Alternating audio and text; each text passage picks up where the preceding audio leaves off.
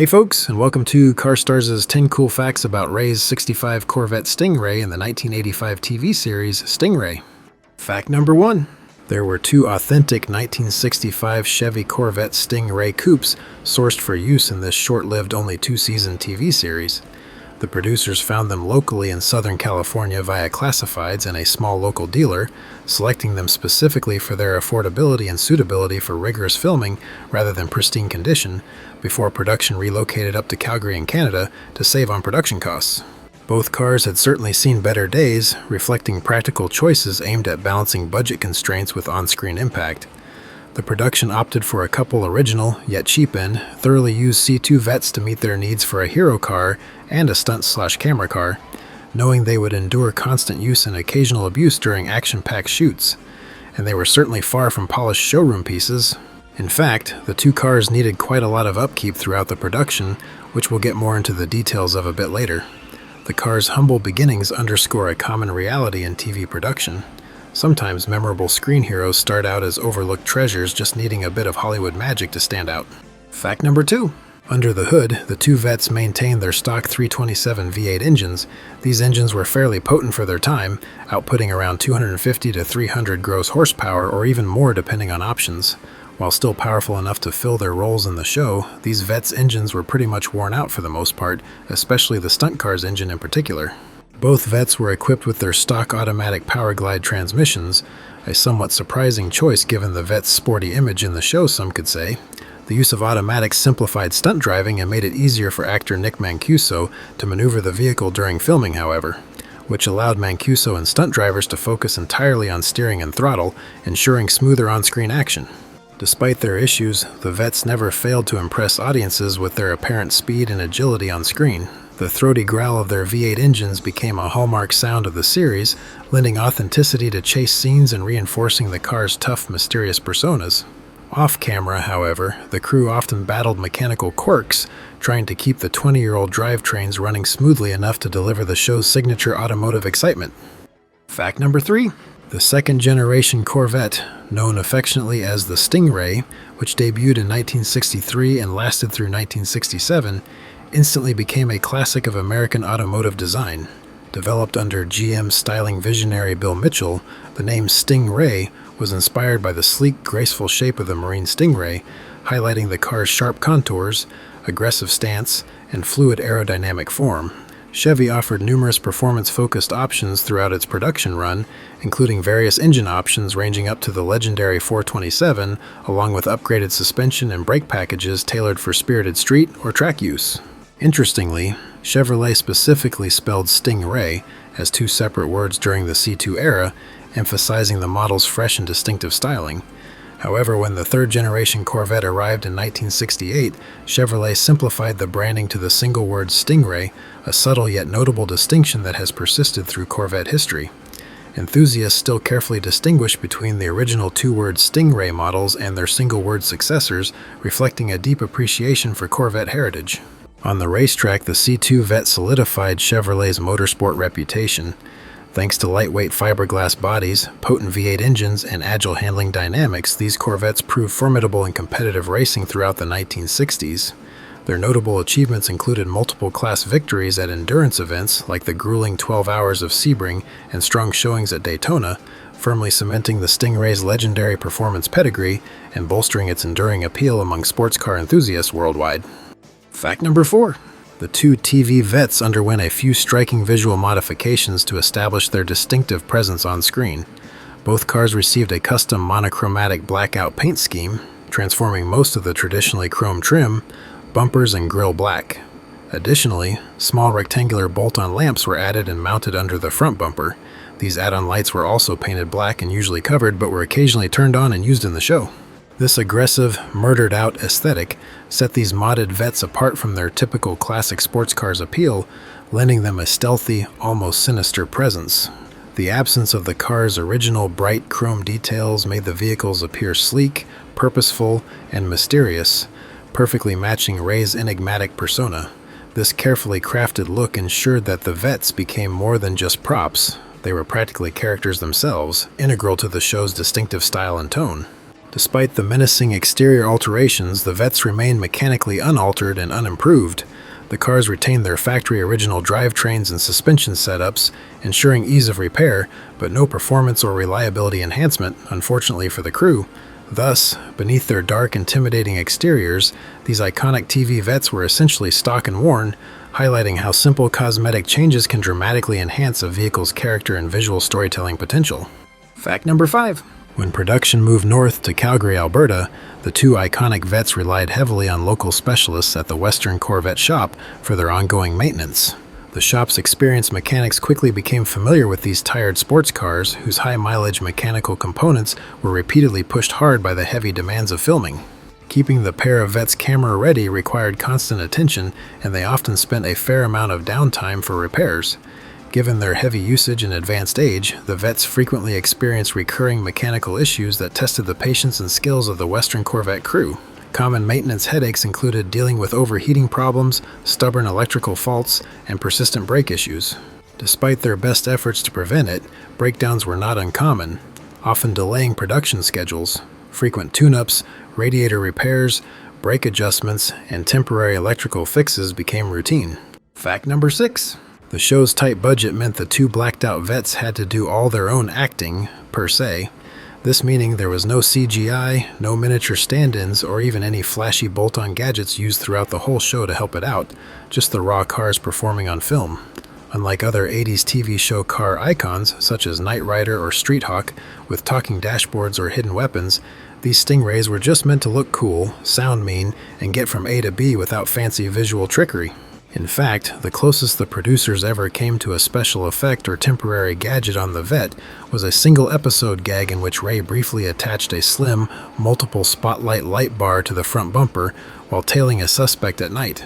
By switching different pairs of spotlights on and off as he followed, he supposedly fooled the target into thinking multiple cars and a motorcycle were behind them. The bar was purely a temporary practical effect, wired for the single scene, removed right afterward, and never showed up again in the series oddly. Also, because smashing up vintage fiberglass Vettes was out of the question, stunt work stayed tame compared to other shows of the time. Tight 180 turns, brief tire smoke and short chases, and the occasional off-road driving filmed with clever angles to suggest more speed than they actually risked performing was about as far as stunts went. There were no jumps, cannon rolls, or crashes involving the Vettes themselves at all.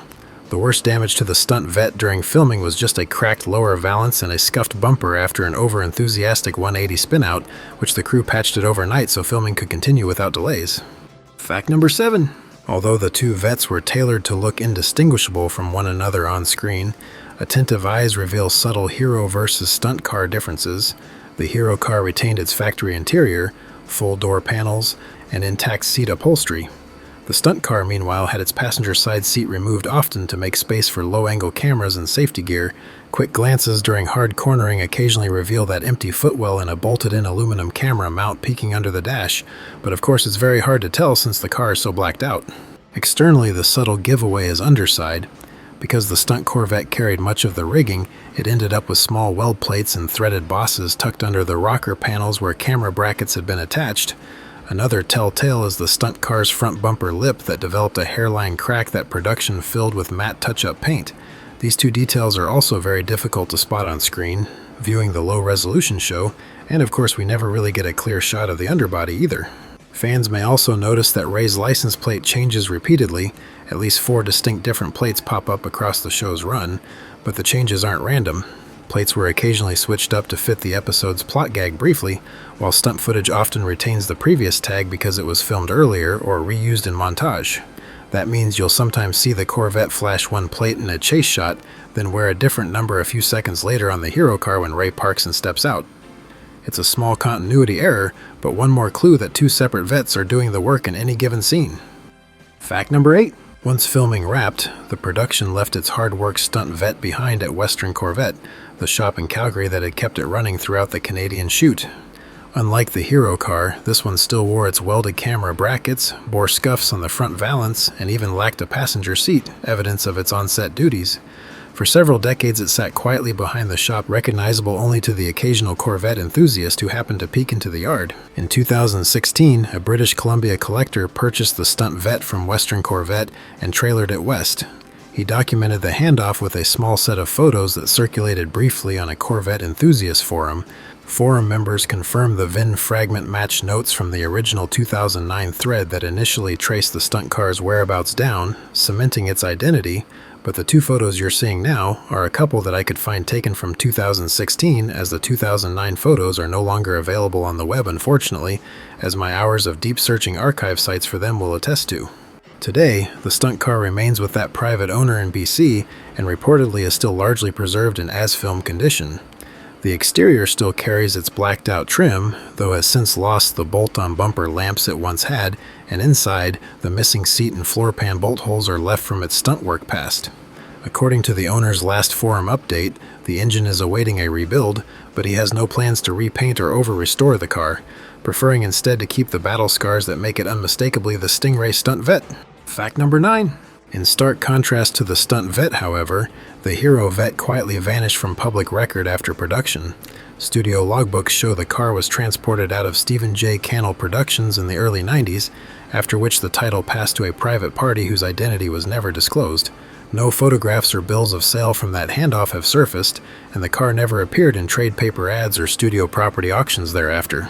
Corvette enthusiasts and fans of the show have spent years scouring major auction houses and screen car museums for a monochrome black 65 Corvette matching the show's unique blacked-out trim and other matching details, but the search so far has come up empty. Insurance and VIN lookups turn up no salvage or export records. Museums that specialize in TV and movie vehicles, when inquired, report they've never been offered the car for display. Every so often, sightings rumors will circulate, but none have actually been verified with photos or paperwork to date. As of current, the best assumption is that the Hero Vet most likely still survives in a private collection somewhere, possibly sitting in a garage or other private spot, secretly tucked away from the public eye, unfortunately. Enthusiasts continue to search, hoping an estate sale or public showing will finally confirm its whereabouts one day. But, until the owner chooses to reveal it, the Hero Vet remains the series' last lingering mystery, perhaps an expected fate for a car tied to a character who thrived on keeping his true identity concealed. Fact number 10.